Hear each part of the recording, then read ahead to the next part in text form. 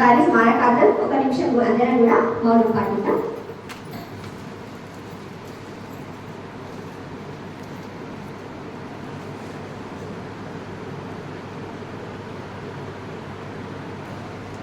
स्वर्गीय अलशेट्टी प्रभाकर, स्वर्गीय अलशेट्टी प्रभाकर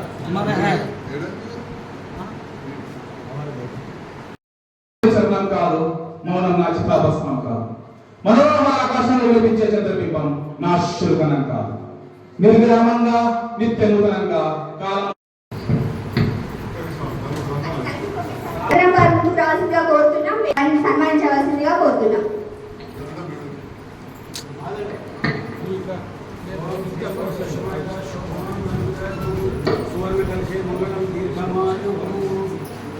ओम शतमेव शरतो वर्धमान शतमेवन्तां शतं वसन्तां शतमिन्द्राग्ने सविता वनस्पति शतायुषा अभिषेकं पुनर्दु అతిథుల చేత ఆవిష్కరించబడుతుంది.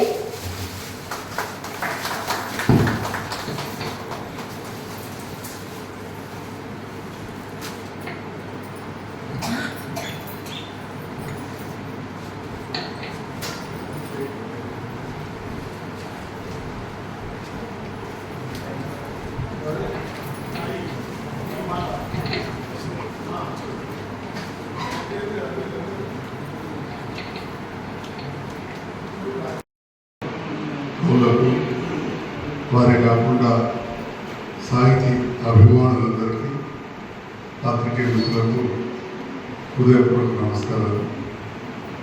జగిత్యాల జిల్లాలోనే కాదు, తెలుగు రాష్ట్రాలలో అలిశెట్టి ప్రభాకర్ గారి పేరు తెలియని వారు ఉండరు అంటే అది అతిశయోక్తి కాదు.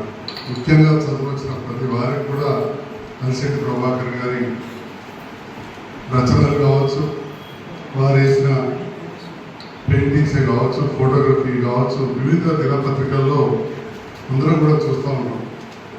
మరీ ముఖ్యంగా తెలంగాణ రాష్ట్రం ఏర్పడిన తర్వాత ఉద్యమ నాయకుడైన కల్వకుంట్ల చంద్రశేఖరరావు గారు చాలాసార్లు అలిశెట్టి ప్రభాకర్ గారి వ్యాఖ్యలు కావచ్చు, వారు సమాజాన్ని ఉద్దేశించి మాట్లాడిన మాటలను పలు సందర్భాల్లో చెప్పడమే కాదు, వాటిని ఆచరణలోకి తీసుకొచ్చి తెలంగాణ రాష్ట్రం ముందుండే విధంగా బడుగు బలహీన వర్గాలకు కూడా అన్ని విధాలు లబ్ధి పొందే విధంగా ఈ తెలంగాణ రాష్ట్రాన్ని పాలించలేదు. మరి అలిశెట్టి ప్రభాకర్ గారు జయంత్యాల ముందు బిడ్డ ఇక్కడి నుంచి హైదరాబాద్ వెళ్ళి అక్కడ కూడా వారి మాటల ద్వారా, వారి రచనల ద్వారా, వారి వివిధ కళల ద్వారా అందరి దృష్టిని వారు ఆకర్షించి, కానీ దురదృష్టవశాత్తు కొన్నిసార్లు సృష్టికి కనుగొడుతుంది అన్నట్టు వారి చిన్న వయసులోనే అనారోగ్యంతో చనిపోవడం చాలా దురదృష్టం. ఈరోజు వారి సతీమణి గారు ఇక్కడ ఉండడం, గతంలో కూడా వారిని వారి కొడుకు సంగ్రామం వివిధ కార్యక్రమాలు కూడా కలిసినాం. మొన్ననే హైదరాబాద్లో ఏదో మాట వస్తే ఇక్కడ ఉన్నట్టు ఒక అబ్బాయి విదేశాలలో చెప్పి తెలిసింది. అమ్మ కూడా మన ప్రభుత్వ పక్షాలను కూడా కొంత సహాయపడమైన విషయం నాకు తెలియడం వచ్చింది. అంటే తెలంగాణ వచ్చిన తర్వాత ఈ కుటుంబానికి కొంత లబ్ధి జరిగినట్టు కూడా నాకు వచ్చింది. కానీ అవన్నీ మనం సభాముఖంగా మాట్లాడాల్సిన అవసరం లేదు. ఏది ఎందుకంటే ముఖ్యంగా ఈరోజు కళాభిమానులైన మనం ముఖ్యంగా కవులు, మన కవయిత్రి సోదరిమణులు ఈనాడు ఇక్కడ సమావేశమై వారి ఆశయాలకు అనుగుణంగా ఈరోజు కవి సమ్మానాలు ఏర్పాటు చేయడం, కర్నూలు నుంచి కొరుట్ల నుంచి కర్నూలు వరకు కూడా కవులు రావడం అనేది నిజంగా అభినందించదగ్గ విషయం. మన సంస్కృతిని, మన కళలను మనమే కాపాడుకోవాలి, ఎవరో వచ్చి కూడా కాపాడు.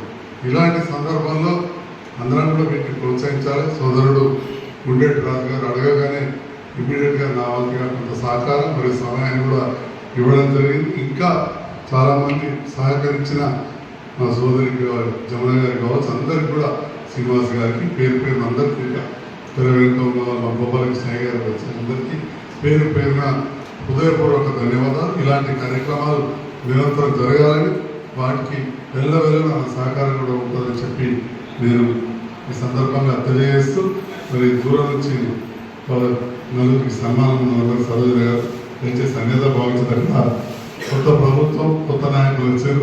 ఏదో ఒక కార్యక్రమం వాస్తవానికి అది గొప్ప నాయకత్వ లక్షణాలు కలిగినటువంటి గౌరవ శాసనసభ్యులు సంజయ్ అన్న గారికి, వేదికపై ఉన్న ప్రతి ఒక్కరికి కూడా పేరు పేరున హృదయపూర్వక నమస్కారాలు. మరి అలిశెట్టి గారి జయంతిని పురస్కరించుకొని వారి మీద ప్రేమతో కర్ణం నుండి విచ్చేసిన వారికి హృదయపూర్వక అభినందనలు తెలియజేసుకుంటూ మరి వారి కుటుంబ సభ్యులకు కూడా ప్రత్యేక హృదయపూర్వక నమస్కారాలు. మరి వారు మన జైత్యాల వాసిగా ఉండడం నిజంగా కూడా జైత్యాల గడ్డలో ఉంటున్న ప్రతి బిడ్డకు కూడా గర్వకారణం అని చెప్పుకోవచ్చు.